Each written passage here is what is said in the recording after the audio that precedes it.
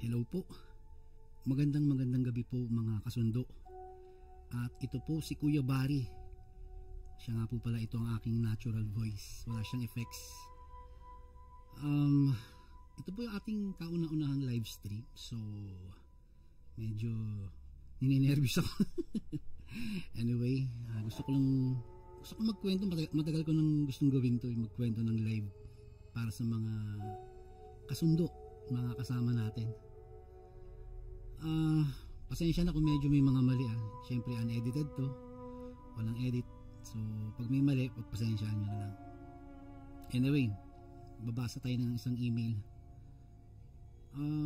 Ito ay galing kay Renato Villar ng Negros Occidental. Narito na po ang kanyang kwento. Magandang araw po sa inyo, Kuya Barry. Ako po ay si Renato Villar na nakatira dito sa San Enrique, Negros Occidental. Lumaki ako sa probinsya, sa lugar na kung saan kilala ang mga matatanda sa mga kwentong kababalaghan. Pero nung kabataan ko po, hindi ko talaga pinaniniwalaan ang mga ito. Akala ko lang noon, gawa-gawa lang ito ng mga matatanda para takutin ang mga bata.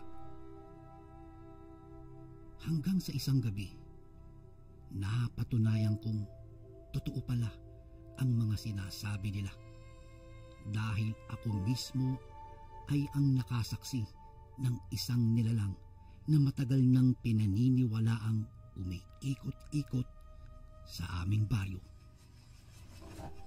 Isang aswang. Taong 2000 po iyon, buwan ng Oktubre. Katatapos lang ng tag-ulan at malamig pa rin ang hangin tuwing gabi. Sa bahay namin, 3 lang po kaming nakatira. Ako, ang asawa kong si Mila, at ang aming panganay na 2 taong gulang. Sa tabi ng bahay namin, nakatira ang mag-asawang Lando at Mirasol. Bagong lipat lang silang galing Kabangkalan. Kuya Barry, si Mirasol po ay 6 na buwang buntis noon, at madalas naming marinig ang iyak niya tuwing madaling araw, dahil siguro sa pananakit ng tiyan o hirap siya sa kanyang paghinga. Wala naman kaming iniisip na kakaiba po noon.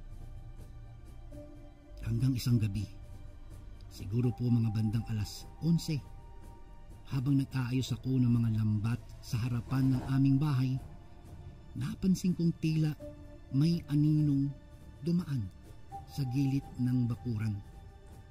Akala ko nung una ay pusa o aso. Pero nang lingunin ko, nakita ko isang matandang babae. Payat po siya. Puting-puti ang kanyang buhok at nakasombrerong sira. Nakayuko siyang naglalakad at parang hirap. Lumapit siya sa amin at humingi siya ng tulong. Sabi niya, nawalan siya ng matutuluyan dahil binaha daw ang bahay niya sa kabilang baryo. Wala naman akong magawa noon kung hindi ang papasukin siya. Teka lang, nawala ang ating music. Ulitin ko ha. Lumapit siya sa amin at humingi ng tulong. Sabi niya, nawalan daw siya ng matutuluyan dahil binaha ang bahay niya sa kabilang baryo. Wala akong magawa noon kundi ang papasukin siya. Natural sa mga taga-probinsya ang pagiging matulungin, kaya pinatuloy namin siya sa maliit na silid sa likod ng bahay malapit sa kusina. Kinabukasan, maayos naman siyang kumikilos. Tahimik lamang siya, pero napansin ng asawa kong si Mila na hindi siya halos kumakain ng kanin kahit ulam. Kung hindi, sabaw lamang. At minsan ay nakakapagtaka, dugo ng manok kapag may katay kami. Hindi namin pinansin yun. Siguro nakasanayan lang niya. Iniisip naming baka matanda lang talaga at mahina na ang kanyang katawan. Pero nagsimula ang kababalaghang matapos ang 3 gabi. Sa kalagitnaan kami ng pagtulog nang bigla akong magising. Tahimik naman ang paligid pero may kakaibang langit-ngit sa aming bubungan. Akala ko pusa, pero ito'y paulit-ulit. Para bang may mabigat na bagay na naglalakad sa ibabaw ng yero. Pinigilan kong gumalaw at pinakinggan kong mabuti. May kasunod na tunog. Parang huni ng paniki na mahina at paikot-ikot ito sa paligid ng aming bahay. Sa sobrang kaba, kinuha ko ang flashlight. Dahan-dahan akong lumabas ng aming silid at sa bawat hakbang, ramdam ko ang malamig na simoy ng hangin at ang kakaibang katahimikan ng paligid. Pagtungo ko sa labas, nakita kong bukas ng kaunti ang bintana sa direksyon ng bahay ni Nalando. Napansin kong may itim na anino sa bubong nila. Nakasubsob ito at dahan-dahang gumagalaw. Para bang isang hayop na kumakain. Biglang nagsitayuan ang aking mga balahibo. Hindi ko talaga maipaliwanag, Kuya Bari, pero ramdam kong mayroong mali. Kinabahan talaga ako, pero nilakasan ko ang loob ko at itinutok ang flashlight doon sa anino. Sa sandaling iyon, biglang nanlaki ang mga mata ko. Ang nakita ko kasi ay hindi tao, hindi rin siya hayop. Ang mukha nito ay matanda, pero ang katawan ay payat na payat at mahaba. Ang mga kamay ay parang kuko ng manok. Ang bibig ay bukas at mula roon ay lumalabas ang isang mahaba at kulay abo na dila na tila sinusupsup ang hangin sa bubong. Sa mismong bahagi kung saan nakahiga itong si Mirasol na buntis. Napaatras ako at muntik nang matumba. Sa sobrang takot ko po, hindi talaga ako nakasigaw. Ginawa ko na lamang, kinuha ko ang krus na kahoy na nakasabit sa pintuan at hinagisan ko ito sa direksyon ng bubong o inihagis ko ito sa direksyon doon sa bubong. Sa sandaling tumama ito, narinig kong may malakas na huni kasabay ng mga pag-alog ng mga yero. Pagtingin ko ulit, wala na yung anino. Biglang tumahimik ang paligid. Pero mula sa loob ng bahay namin, lumabas ang matandang pinatuloy namin. Nakasuot pa rin siya ng parehong duster, pero nakangiti ito sa akin sa dilim. Walang sali-salita, pero sapat ang ngiti niyang iyon para maramdaman kong alam niya ang nakita ko. Kinabukasan, sinabi kong aalis na siya dapat sa bahay namin. Hindi ako nagbigay ng dahilan. Natahimik lamang siya pero napansin kong nakatingin siya sa tiyan ng asawa ko habang nag-iimpake ng gamit. Pag alis po niya, binantayan ko ang bahay ni Nalando tuwing gabi. Pero ilang araw lamang, nagsimula ng magkasakit itong si Mirasol. Hindi na siya halos makatulog at gabi-gabi raw ay naririnig niya ang pakpak ng malaking ibon sa kanilang bubungan. Sinabihan ko silang maglagay ng bawang at asin sa paligid ng kanilang bahay. Gaya nga ng payo ng mga matatanda sa amin. Pero kahit ganun po, patuloy pa rin ang kakaibang mga tunog gabi-gabi. Hindi ko alam noon pero ang matandang iyon ang tinulungan naming makitulog sa bahay. Siya pala ang aswang na matagal nang gumagala sa aming baryo. Naghahanap ng mabibiktimang buntis. At doon nagsimula ang gabi ng tunay na bangungot sa aming lugar. Pagkaraan ng pag-alis o pagkaraan ng pag-alis ng matanda, akala namin ay tapos na po ang lahat. Naging tahimik ulit ang gabi at nagbalik sa normal ang buhay namin. Pero pagdating ng sumunod na linggo, Kuya Bari, may kakaibang nangyari. Tuwing 12:00 po ng gabi, nararamdaman ko na parang may malamig na hangin na tila pumapasok sa bintana kahit sarado po ito. Amoy na amoy ko rin ang sangsang ng dugo. Para po itong pinaghalong bakal at bulok na karne.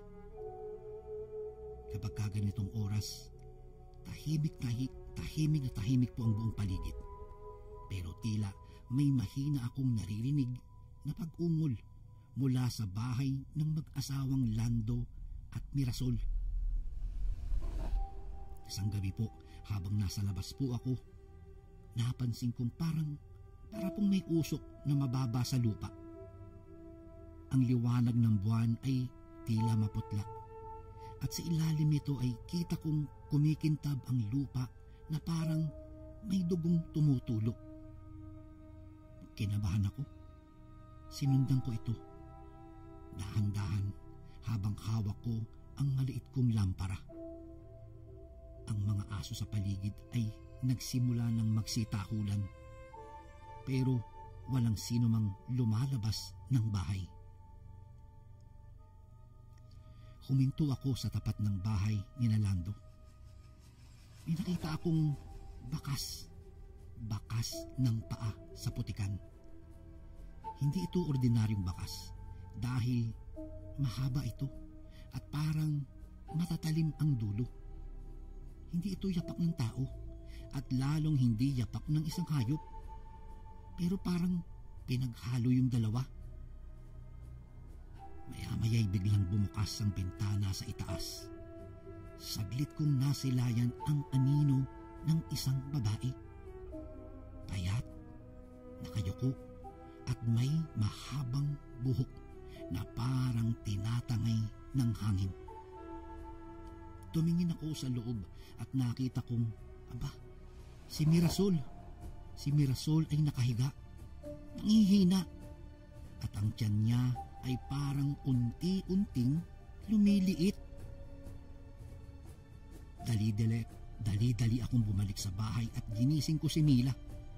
Pinilit kong wag maniwala sa nakita ko, pero paulit-ulit itong bumabalik sa isipan ko. Hanggang sa dumating ang hapon ng sumunod na araw. Lumapit sa akin si Lando. Putlang-putla siya at talatang walang tulog. Sabi niya, may naaamoy daw siyang parang dugo sa loob ng bahay niya. Pero kahit anong linis nila, ay hindi daw ito mawala-wala. Kinabukasan, bandang 9:00 ng gabi, nagpaalam akong magpuyat. Nagdala ako ng itak, bawang, pati ang asin. Kuya Bari, nilagay ko po ang bawang sa bintana at ikiniskis ko sa mga poste ng bahay. Nagtago ako sa madilim na bahagi ng bakuran, malapit sa punong mangga. Maya-maya ang hangin ay malamig at ang paligid ay biglang tumahimik. Maliban lamang sa mga paminsan-minsang huni ng tuko, pati mga kuliklik. Pagsapit po ng hating gabi, narinig kong muli ang mga yapak sa bubong. Marahan, pero ramdam kong mabigat. Tumigil ito sa mismong tapat ng silid ni Mirasol. Ulitin ko, tumigil ito sa mismong tapat ng silid ni Mirasol. Pagkatapos Pagkatapos nun, narinig kong may mahinang huni ng paniki, yung parang ik-ik.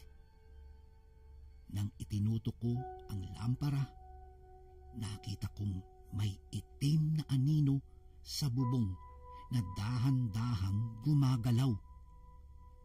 Ang katawan nito ay parang nalalapnos sa liwanag, pero malinaw kong nakita ang napakahabang dila nito na pumapasok sa pagitan ng bubong.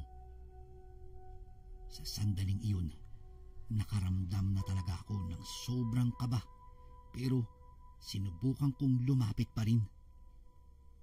Kinakabahan man, kinuha ko ang aking itak at dahan-dahang lumapit sa ilalim ng bubong. Nang itinaas ko ang aking lampara, tumambad sa akin ang isang matandang babae na pinatuloy namin noon. Ang mga mata niya ay mapupula at ang ngipin ay mahaba at matutulis. Ang balat niya ay parang balat ng manok, tuyo at kulubot. Nakayuko siya habang ang dila ay nakaabot sa bubungan ng bahay ni Mirasol. Nakulat ako nang bigla itong lumingon sa akin. Sa sandaling nagtama ang aming mga mata, parang nanginig ang aking buong katawan. Ang mga aso ay sabay-sabay na tumahol at ang hangin ay biglang lumamig. Sa sobrang kaba, hinagisan ko siya ng daladala kong asin. Napasigaw ito at sa isang iglap, parang usok siyang nawala sa ere. Mabilis akong umakyat sa bahay ni Nalando. Pagbukas ko ng pintuan, nakita ko tong si Mirasol at wala siyang malay. At ang tiyan niya ay kumikilos at parang may gumagalaw sa loob. Tumakbo ako palabas at tinawag ang mga kapitbahay. Dumating naman ang ilang lalaki na may daladalang sulo at krus. Habang pinapaligiran nila ang bahay nila, amoy na amoy talaga namin ang malakas na sangsang ng amoy ng dugo, pati parang panis na laman. Noong tuluyan ng nagkamalay si Mirasol, mahina na ang pulso niya. Sabi niya, tuwing gabi raw ay may parang mabigat na pumapatong sa kanya habang siya ay natutulog. Hindi niya makita pero nararamdaman niya na parang may humihigop sa kanyang tiyan. Kinabukasan, nagpa siya silang lumipat ng ibang lugar. Pero kahit wala na sila roon, gabi-gabi pa rin ay naririnig ko ang pagaspas ng pakpak sa itaas ng bubong. At minsan ay may aninong dumadaan sa bintana naming sarado. Makalipas po ang 3 araw, Kuya Bari, habang naglalakad ako sa gilid ng kalsada papunta sa sapa, napansin kong may nakaupo sa ilalim ng puno ng santol. Tiningnan ko siya at nilapitan ko. Paglapit ko, nakita ko ang matanda. Buhay pa, nakangiti at nakatingin sa akin. Ang mga kamay niya ay may bahid ng dugo at sa kanyang tabi ay may lumang bayong na puno ng mga buto. Hindi ko alam kung saan ako kukuha ng lakas ng loob. Mabilis akong nagtatakbo pa uwi at nagsarado ng bahay. Mula noon, hindi ko na siya muling nakita pa. Pero gabi-gabi, lalo na kapag malamig po ang hangin, nararamdaman ko pa rin pati ang amoy ng dugo sa paligid. Nararamdaman ko o naaamoy ko at ang mga aso namin ay laging tahol ng tahol na nakatingin sa kawalan. Ang mga matatanda sa amin ay nagsabing ang aswang daw ay hindi basta-basta umaalis. Kapag ka daw nakakita raw ito ng dugo ng buntis, magbabalik ito hanggang makuha ang gusto niya. At doon ko lang naisip, baka hindi pa nga tapos ang lahat. Pagkalipas po ng ilang linggo mula nang umalis sina Lando at Mirasol, unti-unti na ring nagbalik sa tahimik ang aming baryo. Akala ko tapos na ang lahat. Wala nang kakaibang tunog sa gabi, wala nang amoy dugo, at kahit ang mga aso ay hindi na tahol ang tahol. Ngunit sa loob ko, may kaba pa rin na hindi mawala-wala. Para kasing may nakatingin sa aking tuwing ako'y nag-iisa sa dilim. Nung una, pinipilit kong isipin na baka trauma lamang. Baka dala lang ito ng takot, kaya hindi ko, o kahit konting kaluskos, naiisip ko na merong aswang. Pero nang dumating ang gabi ng Pasko, napatunayan kong hindi pa talaga tapos ang lahat. Dahil noong gabing iyon, abala kami sa paghahanda ng Noche Buena. Maliit lang ang handa namin pero masaya kami.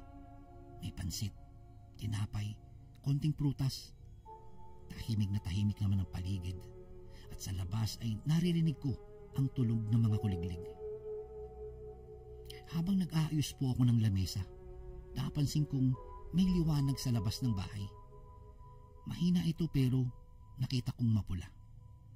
Akala ko lang apoy ng kandila, kaya lumabas ako para tignan. Sa tapat ng bahay, may nakita akong bayong na lumang-luma, at sa loob ay may laman na parang karne. Nang inilapit ko ang lampara, doon ko nakumpirma. Mga buto ng hayop na may halong buhok at dugo. Kasabay noon ay umihip ang malamig na hangin at sumingaw ang amoy na bulok na laman. Pinagpawisan ako ng malamig. Hindi ako nakakabo. Agad kong isinarado ang pintuan at binuksan ang lahat ng ilaw. Pero kahit po ganoon, ramdam na ramdam kong may presensyang nakapaligid sa amin. Ang mga aso sa labas ay nagsimula ng umalulong. Sabay ang pagaspas ng tila pakpak sa ere. Tumigil ako sa aking paghinga. Sa mismong kisame kasi ng bahay, narinig ko muli ang pamilyar na langit-ngit ng yero. Hindi na ako nagkakamali. Siya yun, ang matandang pinatuloy namin noon. Agad kong kinuha ang aking itak at sinindihan ng ilang kandila sa altar. Nilagyan ko rin ng asin ang mga bintana at binuksan ang radyo sa lumang dasal na programa. Kuya Bari, habang ginagawa ko po iyon, may biglang nangamoy na parang amoy dugo, malansa, sariwa at parang bagong katay. Naaamoy ko ito sa palengke. Ganon yung sariwang manok. Paglingon ko sa pintuan, may mga patak ng dugo na galing sa labas papunta sa loob. Kinabahan ako. Sinundan ko iyon. Mabagal. Nanginginig ang aking mga kamay. Hanggang sa nakita ko sa ilalim ng lamesa, may paa. Paa ng isang matanda. Maitim, payat, at may mahabang kuko. Dahan-dahan itong lumabas, at sa liwanag ng lampara, tumambad sa akin ang mukha niya. Kitang-kita kong kulubot. May nanunuyong balat at ang mga mata ay kulay puti. Wala itong itim. Hindi ito nagsasalita, pero narinig ko ang parang pag-ungol mula sa kanyang bibig. Mahina ngunit nakakapanindig balahibo. Lumapit siya sa akin at bawat hakbang ay may kasabay na tunog ng pagkaluskos ng kuko sa sahig. Sa sobrang takot ko, agad kong hinagisan ito ng asin. Paghagis ko, sumigaw siya ng malakas at ang tunog ng kanyang sigaw ay parang huni ng napakaraming paniki. Tumilapon siya papunta sa dingding, pero bago pa siya tuluyang mawala, nakita kong biglang humaba ang kanyang dila na lumabas sa kanyang bibig at tumama sa tiyan ng asawa ko. Si Mila ay napasigaw at napayuko sa sakit. Dali-dali kong pinukol at tinaga ito ng itak. Tinaga ko ang dila ng matanda. Muli siyang nagsisigaw at naglaho na parang usok na lamang. Iniwan ang matinding amoy ng nasusunog na laman sa loob ng aming bahay. Pagkatapos po nun, halos hindi na gumagalaw ang asawa ko. Hinang-hina siya at tila giniginaw kahit mainit po ang paligid. Dinala namin siya sa health center, pero sabi ng midwife, walang nakikitang sugat o dahilan ng pananakit. Pero ramdam ko, may iniwan ang matanda sa kanya. Lumipas ang mga araw. Araw at gabi kong binabantayan ang asawa ko, Kuya Bari. Ngunit tuwing hating gabi, nagsisimula siyang umiyak sa kanyang pagtulog at sinasabi niyang may bumubulong daw sa kanyang tenga. Tuwing umaga naman, may marka siya sa kanyang tiyan. Parang kagat ng isang hayop. Napagpasyahan kong dalhin siya sa simbahan sa bayan. Doon, tinapalan siya ng banal na langis at ipinagdasal ng isang pari. Habang nagdadasal, napasigaw talaga si Mila at mula sa bibig niya, lumabas ang isang itim na likido. Amoy bulok, napakaasim. Pagkatapos noon, nawalan po siya ng malay. Maya-maya nang magkamalay po siya, payapa na ang mukha niya. Parang walang nangyari. Parang wala siyang sakit. Akala ko tapos na. Pero nang gabing iyon, Kuya Bari, bago kami matulog, narinig kong muli ang mahina ngunit pamilyar na huni ng paniki sa aming bubungan. Hindi ko na binuksan ang ilaw. Tahimik lamang akong nakikinig. Nakapikit at nagdarasal. Ramdam kong nakatingin siya sa amin mula sa dilim. Kinabukasan,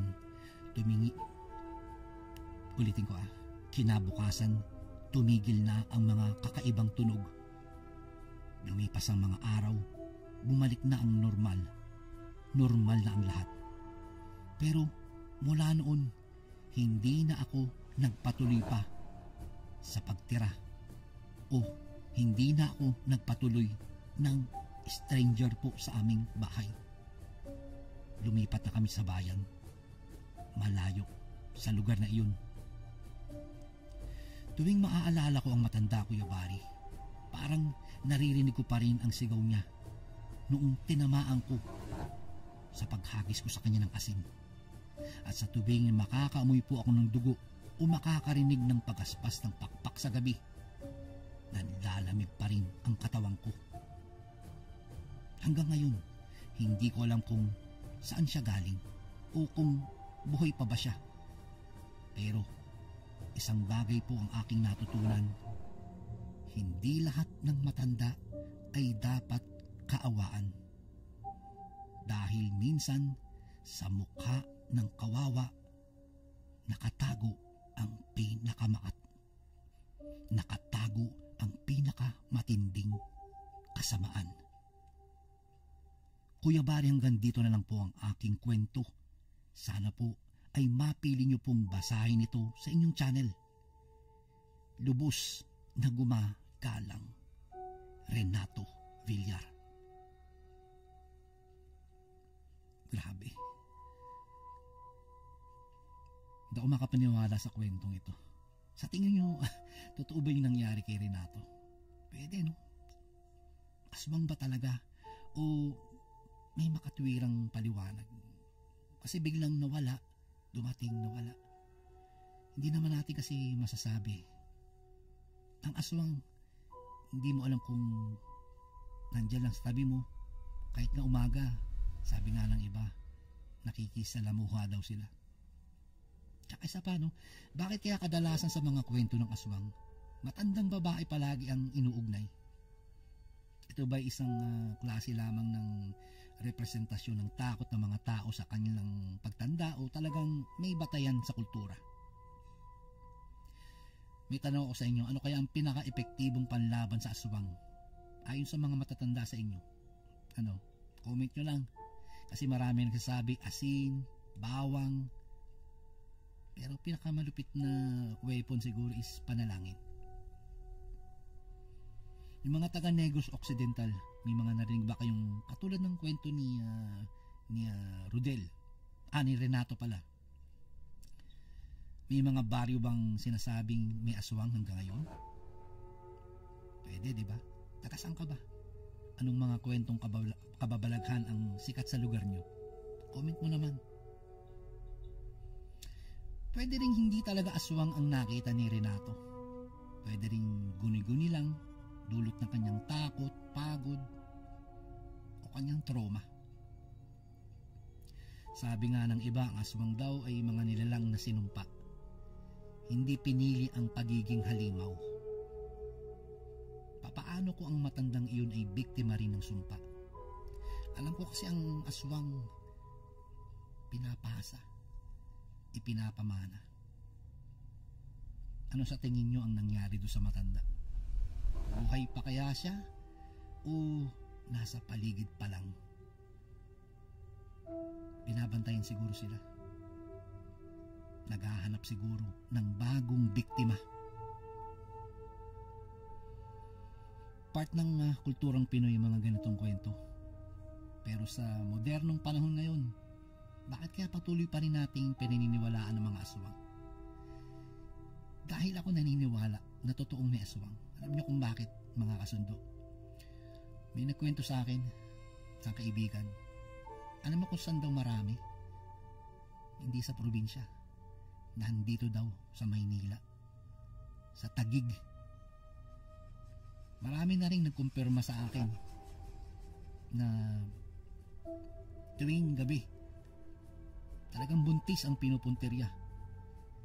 Alam niyo yung tik-tik, maririnig niyo yun malayo pa lang. Dahan-dahan yung lumalapit. Pero akala niyo malayo. Malapit na pala siya. Nakadungaw siya. Ang pagkakaintindi ko po, yung tik-tik po, ito yung alaga po ito ng aswang. Siya yung pinapauna ng aswang para alamin kung nasaan yung pwesto nung bibiktimahin. Saka palang aatake. So, mga kasundo, dito ko na po tatapusin ang ating unang-unang live stream. Sana nagustuhan niyo po ang aming presentasyon sa araw na ito. Marami pa po ito, don't worry. Medyo naging busy lang po talaga ako sa aking work. At noon ko pa talaga gusto gawin to. Anyway, maraming salamat po. Uli, ito po si Kuya Barry. At ako, ang Sundo.